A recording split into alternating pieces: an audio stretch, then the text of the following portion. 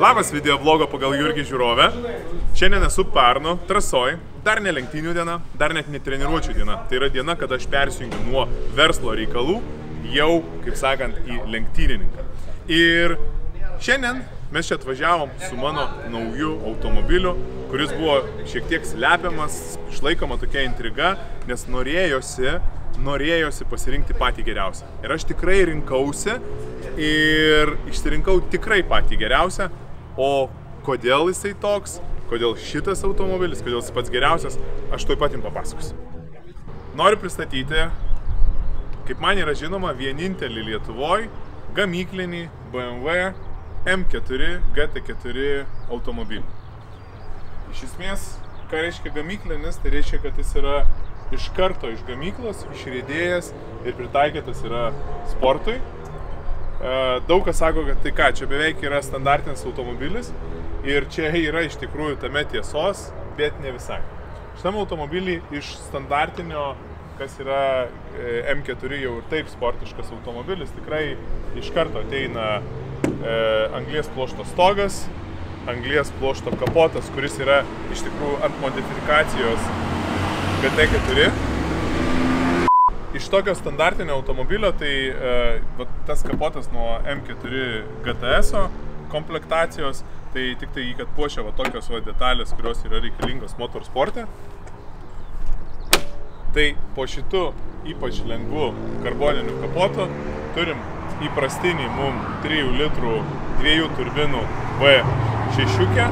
Jinai su abreviatūra, man atrodo, S55 eina.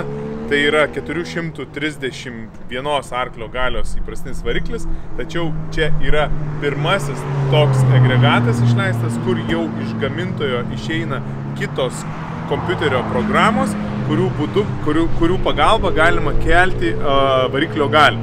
Ir žmonės kalba, kad drifte šitos mašinos važiuoja originaliai nieko nekeitus su variklio sudedamosiam detalėm iki 1000 arklių galių. Tai yra toks jo didelis resursas yra viduj, tai reiškia, kad jis yra ypatingai gerai subalansuotas važiuoti endurance'o, tai yra ilgų distancijų varžybos. Šiaip, kas dar iš įprastinių detalių mums būtų, tai yra kardanas, arba dar kitaip sakant, varantysis velenas, kuris iš variklio galę perduoda į galinę ašį, į galinius ratus, jisai irgi yra pagamintas iš anglies pluoštų. Ir sakysit, kodėl negalėtų būti toksai paprastas, juk M4 jinai ir gatvėje greita ir gerai važiuoja, ir čia prasideda. Ir čia prasideda toliau tie dalykai, apie kuriuos noriu kalbėti. Šita mašina yra papuošta ne tik tai įspūdingais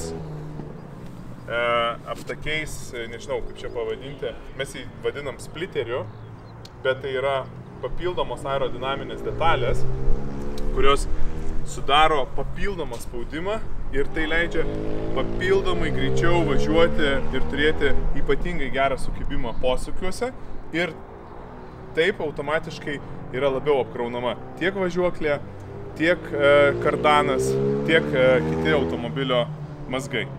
Tai iš šitokių detalių tai dar turim labai įspūdingą, ko gatvėje tikriausiai retai kada sutiksit, tai yra galinis sparną, kuris galų varomam automobiliui ypač svarbus dalykas, nes jisai reguliuoja tiek mašinos greitį, nes jeigu neteisingai jisai nustatytas, tai galima padaryti papildomą vėjo pasipriešinimą, tiek jisai reguliuoja galinės ašies prispaudimą kely ir padangų susidėvėjimą. Per daug prispaudus gali visiškai dėvėtis padangos, per mažai galima ypatingai svarbiam posūkiui dideliu greičiu, kaip mes sakom, atsiklijuoti ir turėti, kaip sakant, bent jau negerą laiką įveikimo rato, bet gali ir didesnių būti pasiekimų. Tada šitas automobilis, ko neturi gatviniai automobiliai, tai turi visiškai plastikinius tiek priekiniai, tiek šoninius, tiek galinius langus. Ir turi įspūdingai lengvas duris. Aš kai pirmą kartą atidariau šitas duris, aš negalėjau patikėti, kad gali būti pagamintos lenktyninio automobilio durys, kurios yra dėl saugumo, yra labai svarbus elementas, gali būti tokios lengvos ir tokios patikimos ir tvirtos. Tai šitas automobilis yra pritaikytas endurance'ui, tada rodo ir ypatingai dideli stabdžiai. Čia yra AP Racingo sudėti endurance diskai, endurance kaladėlės, kurios, sako, gali tarnauti ir iki 2000 km. Šitais stabdžiais mes esame suplanavę važiuoti 2 dienas treniruočių ir 1 varžybų dieną. Tai aš manau, kad tiek mums turėtų jų pakakti, o ar pakaks mes jau pamatysim netrukus.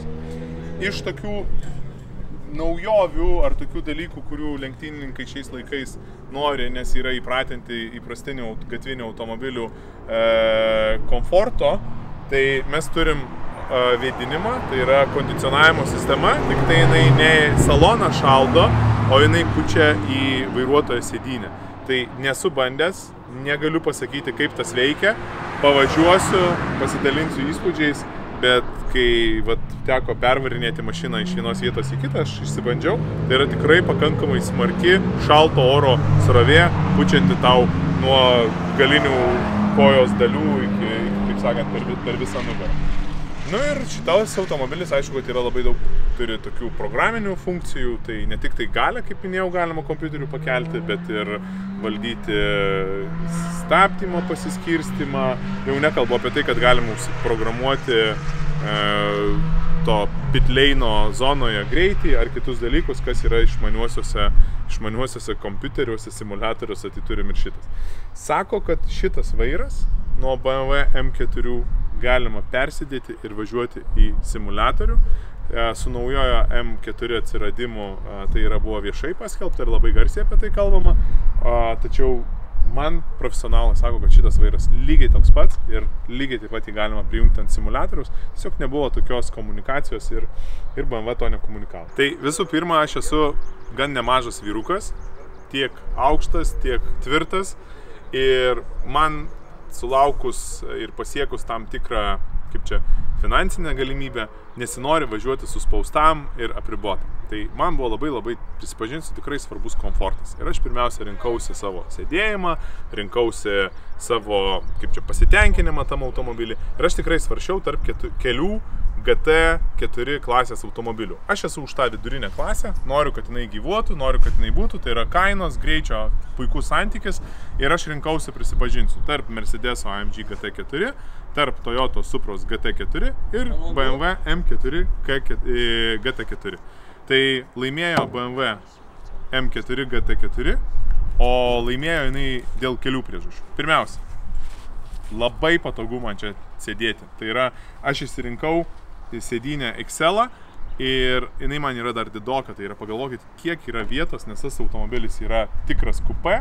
Jeigu taip žiūrėti gatvėje, čia turi dar galinę eilę sėdynių ir ta prasme, ir dėl to yra pakankamai daug vietos. Taip, čia dabar jie įmontavo baką 120 litrų, labai žemai ir jisai tai suteikia dar papildomai svorio centrą žeminantį dalyką, elementą, bet šiaip iš tikrųjų pakanka tos vietos ir atsistumti.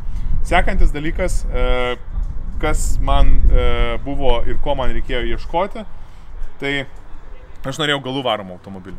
Visi šitie išvardinti automobiliai galų varomi, bet instinktai ir nuo pat pradžių, tai šitas gamintojas, jisai yra specialistas ir jisai yra viską padaręs, kad tie mazgai veiktų kaip lenktyninio automobilio galų varom. Trečias, ar čia ketvirtas punktas, kad šitie automobiliai yra endurance'o. Jie važiuoja 24 valandas, jie važiuoja Nordschleife, jie važiuoja Green Hellą, jie važiuoja tokias trasas, kur yra ir šlapia, ir sausa, ir saulė šviečia, ir sniegas sninga. Ir tai, ką tai reiškia? Tai reiškia, kad jinai pritaikyta visiškai mūsų sąlygom ir jinai yra ten išauginta.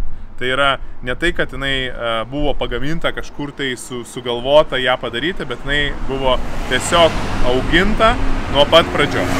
Tai nusipirkus man šitą automobilį, man kilo krūva klausimų ir jų nebuvo pas ką paklausti. Ir man teko susirinkti savo daiktus, pasikviesti komandą ir išvykti į Vokietiją, kur galėtų žmonės papasakoti tokius elementarius dalykus. Čia yra virš 30 mygtukų, kurie kažką tai daro ir aš tiesiog nežinojau, kuris mygtukas kokią funkciją atlieka Taip, yra manualas, yra šiaip labai šauni knyga, aš galėsiu tuo parodyti, kaip jisai atrodo, bet tai yra ne tas pats, nes tai reikia patirties, reikia žinių. Čia yra tas vadinamas galios kėlimo stikai, tai yra iš karto programos įrašytos USB rakteliuose, kur tu gali įkišti. Jeigu tu nesi apribotas klasės, tu gali kelti savo arklio galės čia iki 700-800 arklio galių, tiesiog nieko daugiau nedarydamas, tiesiog pakeisdamas USB raktelį. Tai man reikėjo labai daug atsakymų. Ir aš nuvažiavau ir buvo planas iš tikrųjų važiuoti į BMW motorsporto gamyklą. Ir mes jau viską susiplanavom, mes atskridom, mes išlipom iš lėktuvo, pasiėmėm išsinuomavom automobilį, kaip nebūtų paradoksalu, gavom Mersą, E-klasės naują Mersą, bet turėjom važiuoti į BMW, bet mums paskutinę minutę jau bevažiuojant paskambino, kai sako, Hebra, supraskit, situacija yra tokia, turim COVID atvejį, nepatvirtintas, nežinom, ar žmogus serga, tikrai negalim jūsų į gamyklą šiandien įsileisti, galbūt už kelių dienų ir taip toliau, bet sako, turim sprendimą, turim junior teamą, kuris lekia, kuris labai nori lėkti, kuris gali su tavim bendradarbiauti ir kuris nori toliau su tavim galbūt kažkokius planus turėti. Sakau, okei, lekiam pas tą junior teamą, jeigu jie biškai pasidalins, ką kuris mygtukas daro ir papasakos apie save. Niuansas yra toksai, kad junior teamas, jie iš tikrųjų yra jau tikri pilotai. Jie mažai ką daro su tuo automobiliu ir daugiau daro vis tik mechanikai, inžinieriai ir ne į visus klausimus aš gavau atsakymus, bet gavau daug naujos patirties ir įkvėpimo, kas galėtų būti. Tai pagrinde, ką jie man atsakė, tai pasakė, kad mašina šita startuoja visą laiką ant programos, kuri yra pritaikyta šlapiai trasai, tai reiškia reikia persijungti, kad šitas automobilis startuoja iš karto su visom antipraslydimo, antiprabuksavimo ir visom kitom funkcijom, kurios lenktynėse labai atima daug laiko, jas reikia išsijungti. Tai va, tą išmokė. Paskui parodė man kelias gudrybės, kaip nusistatyti vidutinio greičio matavimą, nes čia yra labai didelis laiko netekimas, kai tu atvažiuoji į pitus ir bandai ištaikyti, važiuoti tuo limituotu 60 km/h greičiu. Tai yra geriau nuspausti mygtuką, bet kadangi tu iš anksto nežinai, koks bus greitis, per briefingą ryte pasako, tai va tie Hebra parodė man, kaip greitai pasikeisti tokius dalykus, kurie jie patys daro. Klausiu, kaip pakeisti stiką, kad pasikeistų gale. Nežino.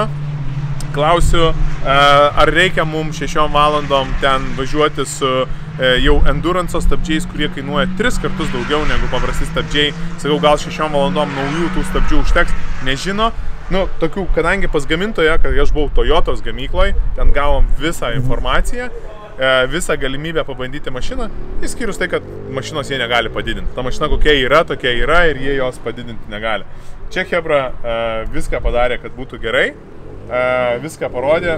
Covidas yra Covidas, mes prie to Covido turim visi prisitaikyti. Įdomu buvo tai, kad papkė atkeliavo daug anksčiau negu automobilis. Tai yra tiesiog aš turėjau eilinį susirinkimą, įėjo administratorė, atnešė, man atrodo, DHL ar TNT logotipais pažymėtą dėžutę. Ir aš galvoju, kas čia bus? Galvoju, galbūt dovana iš BMW, kažkokia kepuraitė, maikutė, nes jau ten planavom vizitą pas juos. Ir ne, atėjo tokia papkė, kurioje yra toksai maišelis ir minėtieji USB raktai, kurių dėka yra keliama gale. Jie yra skirtingos spalvos, tai yra logotipai ir programiniai nustatymai. Tai yra sidabrinis raktas, yra juodas dar, yra, man atrodo, raudonas raktas. Tai vat tokie raktai keičia mašinos galią. Čia kas reikalinga mums trasoje.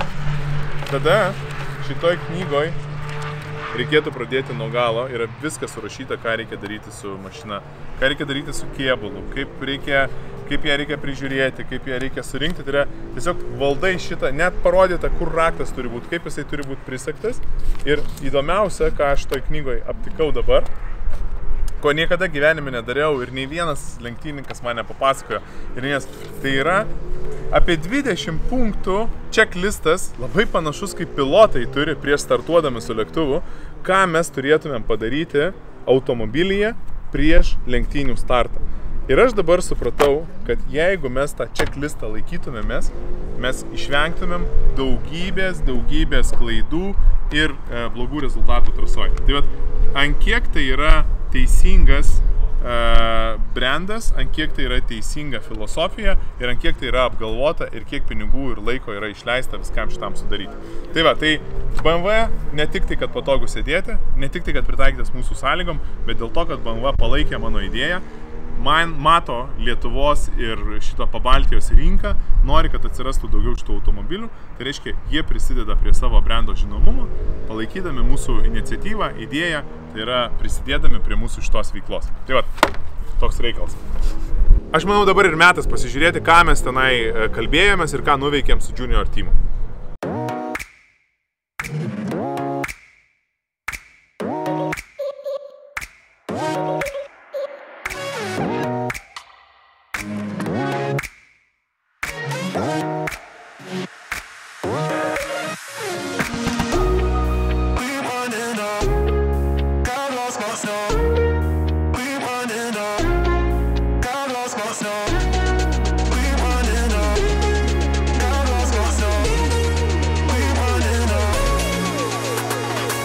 Yes, when I was at a young age, I started go-karting, and for me, I found a young passion, and I started to figure out that I had a real love for the sport. And for me, it was just trying to get in the go-kart as much as possible for me.